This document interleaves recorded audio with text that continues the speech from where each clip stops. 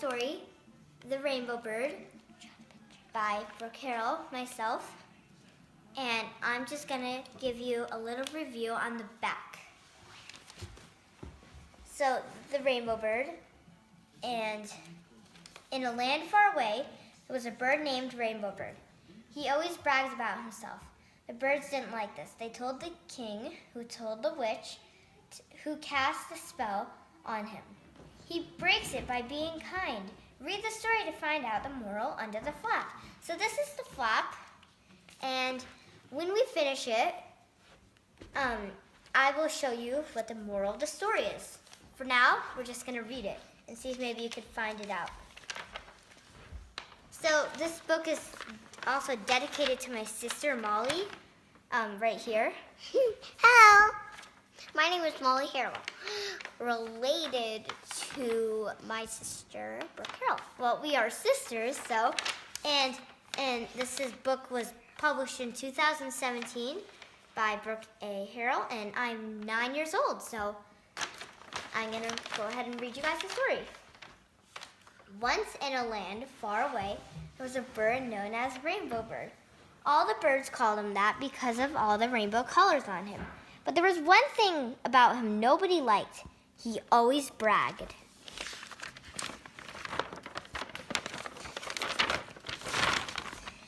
He started his day off swooping down to his neighbor's house. "Your wings will never be as good as mine," he laughed.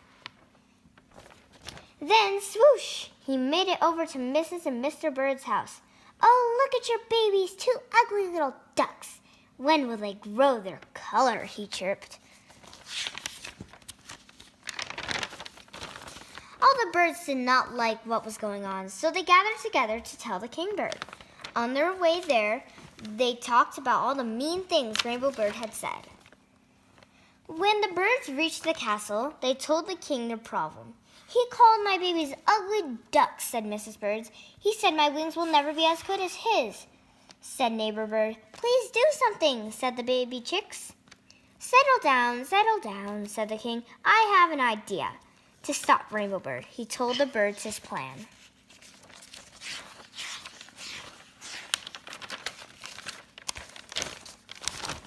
Then the king had a good plan. Well, he knew a witch who lived in the forest. She had every potion, spell, etc. Swoosh! Kingbird headed over and out to the woods. There he spotted the witch's hut. He headed to it. When the king made it to the hut, the door was wide open. The witch was in the hut working on a new spell for her spellbook. "Hello, witch," says the king. "Oh, hello, Kingbird. I was expecting you to come in. One of my spells is time-telling," said the witch. "What do you need?" Then the king told her everything. "I think I know what spell to use. Now we just need him. Please get him, Kingbird."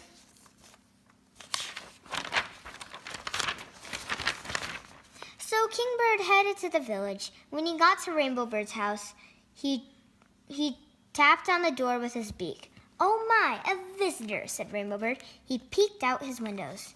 "Oh my, the king. Maybe it has something to do with my colors," he said, and flew out. "Hello, Kingbird," he said. "Hello," said the king. "Rainbow Bird, I need you, so please follow me." He started to fly. Rainbow Bird followed Kingbird, but as he flew, he realized he was headed into the darkened forest. When he flew up next to the king, Why are we going to the forest, Kingbird?" asked Rainbow Bird. "You will see," said Kingbird, and started to fly toward the hut.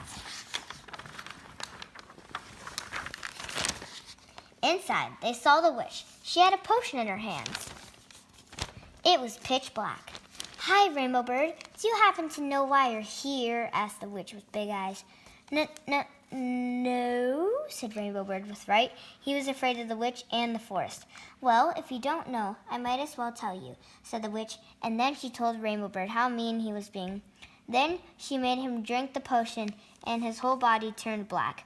"Oh, no," he shouted. "I'm sorry, Rainbow Bird, but you can get your colors back. When you start being kind and figure out how to enjoy your colors without boasting, said the witch. Oh, and I am casting a spell on everyone to call you Blackbird, said the witch. Oh no, whispered Blackbird, and flew out. He flew off to Neighbor Bird's house. Neighbor Bird sighed when he heard him. Hi, Neighbor Bird, said Blackbird kindly. Neighbor Bird turned to look at Blackbird. Blackbird, you're black, said Neighbor Bird. Yes, and I'm here to say sorry, said Blackbird, and flew in. Your wings are very beautiful in their own special way. Then Blackbird and Neighbor Bird made up. Then he flew off to Mrs. and Mr. Bird. They groaned when they heard him. Hi, Mrs. and Mr. Bird, said Blackbird kindly. They turned to look at Blackbird. Blackbird, you're black, they said. Yes, and I'm here to say sorry, said Blackbird. Then he said sorry for all the things he had done. Then they made up. From that day on, Blackbird was so kind to everyone. He made friends and almost forgot about earning his colors back. One day, when he woke up, he noticed all his colors were back. He went to the hill and saw the witch, King Bird. Saw the witch, King Bird, and all the birds in the kingdom. They were cheering because even though he had his colors back, he would stay nice. The end. Now that we've read the story, I'm going to unflip the flap of the moral of the story. So the moral of the story is, if you have something special others don't.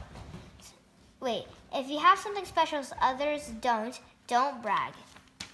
Now I'm going to say the end. The end.